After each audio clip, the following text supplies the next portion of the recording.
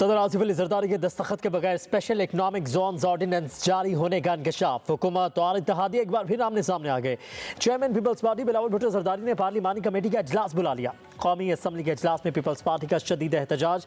कौमी असम्बली से वॉकआउट। आज पार्लिमानी तारीख का स्याह तरीन दिन है। सदर मुमलिकत की मंजूरी के बगैर कानून की कोई हैसियत नहीं। इन हालात में ऐवान का हिस्सा नहीं बन सकते। रहनुमा पीपल्स पार्टी नवीद कमर का इजहार ख्याल। वज़ीर कानून आज़म नज़ीर तारड़ की इत्तेहादी जमात के अरकान को रोकने की कोशिश। कहा कि मेरी बात सुन लें, सोशल मीडिया पर चलने वाली बात हमारे नोटिस में लाई गई है। हुकूमत की पीपल्स पार्टी को मनाने की कोशिशें नाकाम। कोरम मुकम्मल न होने पर कौमी असम्बली का इजलास कल तक मुलतवी कर दिया गया।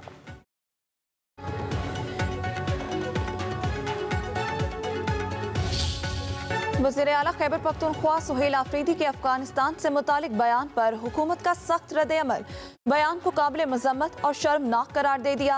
सुहेल आफरीदी होश के नाखुन लें। वफाकी वज़ीर इत्तलात अता तारड़ कहते हैं, तहरीक इंतशार वाले मुंह जब भी खोलते हैं दहशतगर्दों की सहूलतकारी ही करते हैं।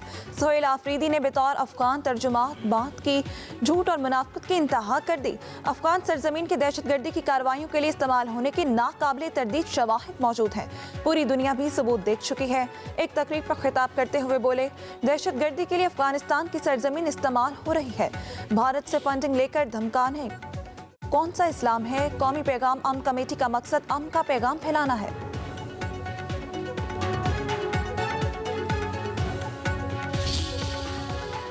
सीएम केपी ने फिर एक दफा कराची में कहा, अफगानियों को, गैर कानूनी अफगानियों को वापस नहीं भेज सकते। क्या अभी तक आपको ये नहीं पता कि दहशतगर्दी कहाँ से होती है, कहाँ उसके कैंप्स हैं? दहशतगर्दी के हवाले से उन्होंने फिर एक दफा इबहाम पैदा किया है।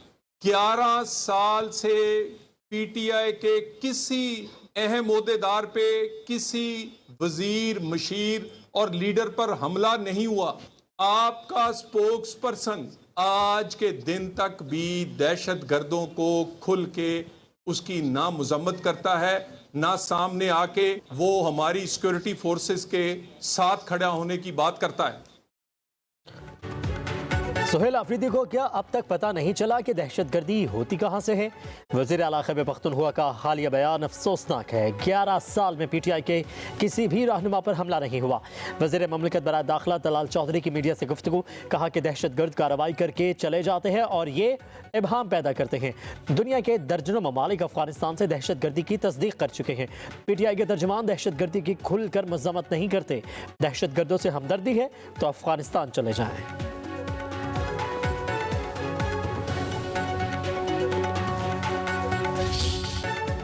वज़ीर आला खैबर पख्तूनख्वा का अफगानिस्तान से होने वाली दहशतगर्दी के शवाहिद तलब करना इंतहाई अफसोसनाक करार।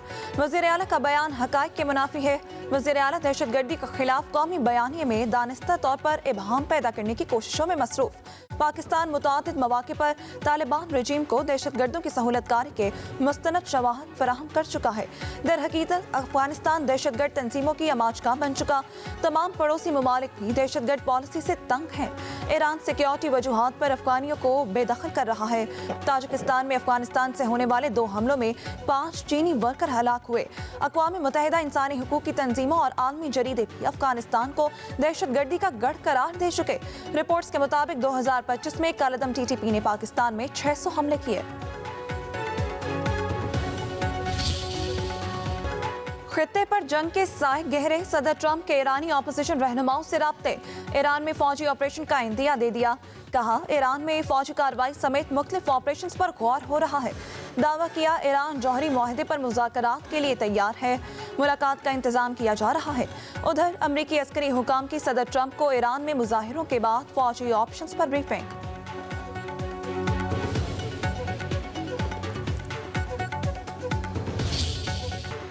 ईरान ने खूनरेज़ मुजाहिरों का जिम्मेदार सदर ट्रंप को करार दे दिया। ईरानी वज़ीर ख़ारजा अब्बास अराग़ची का कहना है, ट्रंप के मुजाहिरीन की मदद के बयान पर पुराने मुजाहरे पुरतशद्दुद हो गए। ट्रंप का मकसद मुदाखलत का बहाना ढूंढना था। 2 हफ्तों से जारी मुजाहिरों में 350 मसाजिद को आग लगाई गई। ईरानी फोर्सेज ने तहम्मुल का मुजाहरा किया। मुजाहिरीन के मुतालिबात जायज़ थे और हुकूमत इन्हें सुन भी रही थी। शरपसंदों ने मुजाहिरीन और सिक्योरिटी फोर्सेज को निशाना बनाया। ताहम सूरत हाल अब मुकम्मल कंट्रोल में है। जंग हो या मुज़ाकरात, हम दोनों के लिए तैयार हैं। ईरानी सुप्रीम लीडर आयतुल्लाह खामनाई का अमरीकी सदर के बयान पर सख्त रद्द-ए-अमल। कहा कि फिरौन, नमरूद और रजा शाह के साथ जो हुआ वही ट्रंप के साथ होगा। गरूर में डूबा शख्स पूरी दुनिया के फैसले कर रहा है। ये समझना चाहिए कि इख्तिदार के अरूज पर ताकतवर तरीन हुक्मरानों के साथ क्या हुआ।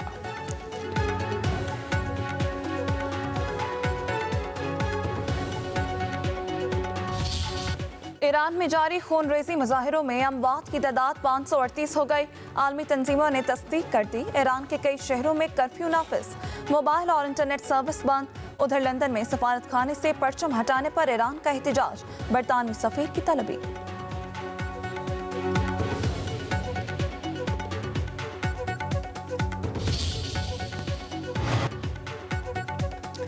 चीफ जस्टिस पाकिस्तान याहिया अफरीदी की ज़ेर सदारत जुडिशल कमीशन का अजलास इस्लामाबाद हाई कोर्ट के 3 एडिशनल जजेस को मुस्तकिल करने की सिफारिश कर दी। एलामिया के मुताबिक जस्टिस इनाम अमीन मिनहास, जस्टिस आजम खान और जस्टिस मोहम्मद आसिफ को मुस्तकिल करने की सिफारिश की गई। बलोचिस्तान हाई कोर्ट के जस्टिस नजमुद्दीन मेंगल को भी मुस्तकिल करने की मंजूरी दे दी गई। जस्टिस अयूब खान की तौसीक की सिफारिश अक्सरियत से मुस्तरद। एलामिया के मुताबिक इजलास में हाई कोर्ट्स के आइनी बेंचेस के लिए जजेस की नामजदगी के असूलों पर मुशावरत की गई है।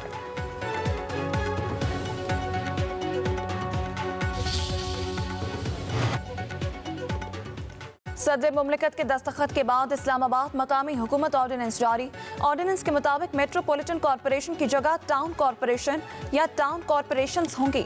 सरबराह का मतलब टाउन कॉरपोरेशन का मेयर या यूनियन काउंसिल का चेयरमैन होगा। मकामी हुकूमत का मतलब यूनियन काउंसिल और टाउन कॉरपोरेशन होगा, जिसमें हुकूमत का मुकर्रर करदा एडमिनिस्ट्रेटर होगा। जनरल मेंबरान यूनियन काउंसिल की मखसूस नशस्तों पर शो ऑफ हैंड के जरिए चेयरमैन और वाइस चेयरमैन मुंतखब करेंगे। यूनियन काउंसिल का चेयरमैन टाउन कॉरपोरेशन का जनरल मेंबर होगा। चेयरमैन और वाइस चेयरमैन 30 दिन के अंदर सियासी जमात में शमूलियत इख्तियार कर सकता है।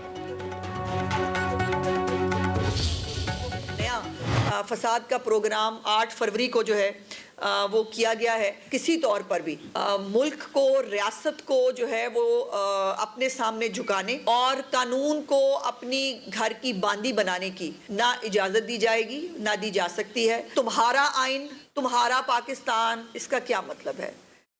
सीएम केपीके से के मुंह से इन जुमलों का क्या मतलब है? ये तुम्हारा पाकिस्तान इनका पाकिस्तान नहीं है। ये तुम्हारा आइन इनका आइन नहीं है। फितना ग्रुप पाकिस्तान को अदम इस्तेहकाम का शिकार करना चाहता है। 9 मई को मुल्क भर में तबाही और बर्बादी मचाई गई। अब 8 फरवरी को फसाद का नया प्रोग्राम बनाया गया है। पंजाब की वज़ीर इत्तलात अस्मा बुखारी का कहना है वीडियो से साबित हो गया कि 9 मई के हंगामों में सुहेल आफरीदी शरीक थे। उम्मीद है सुहेल आफरीदी ने मज़ार क़ायद पर मुल्क को नुकसान पहुँचाने पर बानी पाकिस्तान से मुआफ़ी मांगी होगी।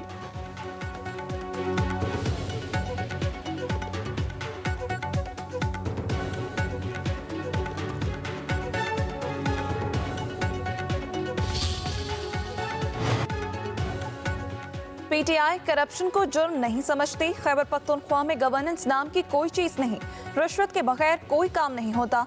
वज़ीर आज़म के मुशीर इख्तियार वली का कहना है तालीम हो या सेहत, हर शोबा तबाह हो चुका। महज सोशल मीडिया पर मकबूलियत के झूठे दावे करते हैं।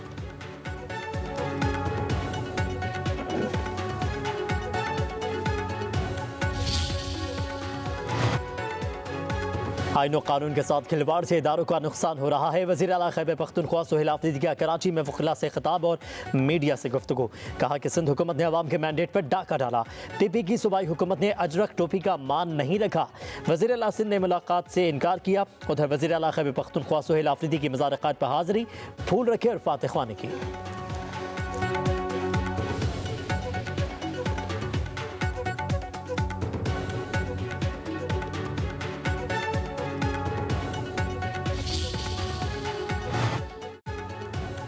सिंध हुकूमत को अपनी टोपी और अजरक का ख्याल रखना चाहिए था, अपना भरम निभाना चाहिए था। वज़ीर आला खैबर पख्तूनख्वा के साथ आखिरी दिन का रवैया जमहूरी सोच का एकास नहीं था। बैरिस्टर गौहर का कहना है साल नया लेकिन मुल्क के मसाइल वही पुराने हैं। वज़ीर आला सुहेल आफरीदी का दौरा सिंध अच्छा रहा। किसी ने सियासत करनी है तो आवाम की आवाज़ सुननी होगी। हुकूमत अब वंडर बॉय की मुतलाशी है। ऑपोजिशन लीडर का नोटिफिकेशन जल्द कर दे, कहीं होम अलोन का शिकार न हो जाए।